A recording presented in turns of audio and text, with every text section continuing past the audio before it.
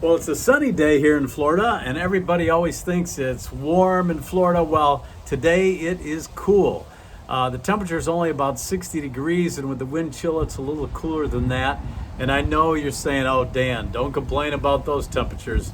I know what's been going on with the rest of the country, and believe me, this is not a bad place to be right now.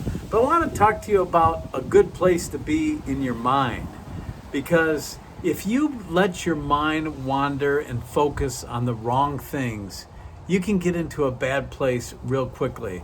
This is your morning cup of inspiration.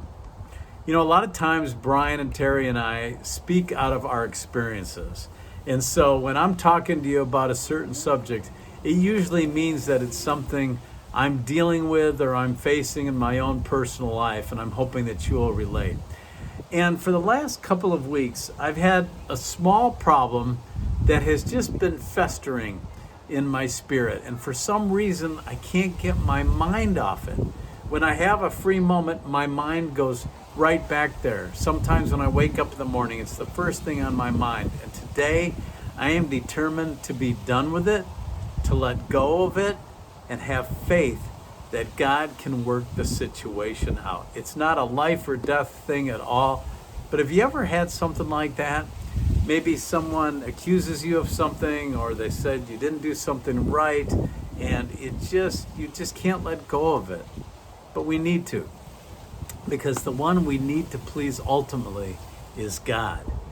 And you know how we please God? By keeping our mind and our thoughts on Him, and by focusing on Him. And when it comes to letting go of things and having faith, there's no better scripture than Hebrews, the 11th chapter. It is the faith chapter. And it starts out in verse 1 saying, "Now faith is the substance of things hoped for, the evidence of things not seen." So it's the way that you're hoping things will work out, trusting that God is going to take care of it and work it out in one way or another. And let's face it, a lot of the things that we focus on that aren't really life-changing problems, in a couple weeks we usually forget about them, or a month or two down the road, it's out of our minds and out of our lives, and you wonder, was it worth all that time I wasted worrying about it? So we need to focus on God. We need to focus on having faith. And remember, in Hebrews 11, the 6th verse, it says, "But without faith it is impossible to please Him. For he that cometh to God must believe that He is, and that He is a rewarder of them that diligently seek Him." So I want to please God more than anything. So I'm going to have faith. And as we go into the new year, that has to be our rallying cry. Faith in God. Focus on Him. Trust in Him.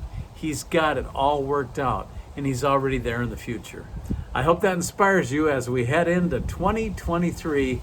God bless, and I'll see you soon for another Morning Cup of Inspiration.